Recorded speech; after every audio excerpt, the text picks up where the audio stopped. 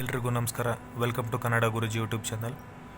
K ಕಡೆಯಿಂದ PSI exam related ಒಂದು update ಒಂದು ರಿಲೀಸ್ ಆಗಿದೆ.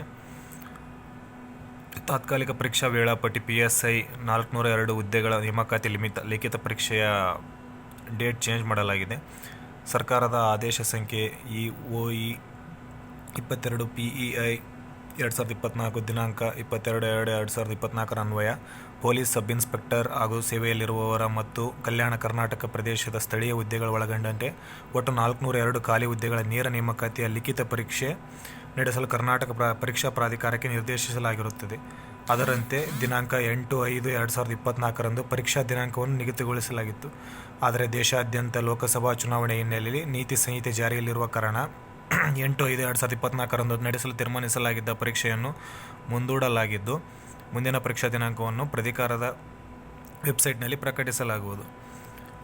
ನೀವು ನೋಡ್ತಾ ಇರ್ಬೋದು, ಯಾರ್ಯಾರು ಅಭ್ಯರ್ಥಿಗಳು PSIಗೆ ಇಂಟ್ರೆಸ್ಟೆಡ್ ಇರೋ ಅಭ್ಯರ್ಥಿಗಳು ಅಪ್ಲೈ ಮಾಡಿದ್ರು, ಅವರು 8/5/2024 ನಡೆಸಬೇಕಾಗಿದ್ದ ಎಕ್ಸಾಮ್ ಮುಂದೂಡಲಾಗಿದೆ.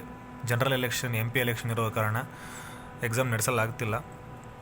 ಇನ್ನು ಯಾವ ಡೇಟ್ಗೆ ಎಕ್ಸಾಮ್ ನಡೆಸುತ್ತದೆ ಎಂದು KEA ಮುಂದಿನ ದಿನಗಳಲ್ಲಿ ತಿಳಿಸಿದಾಗ ನಾವು ಚಾನಲಲ್ಲಿ ಅಪ್ಡೇಟ್ ಮಾಡ್ತೀವಿ. Thank you.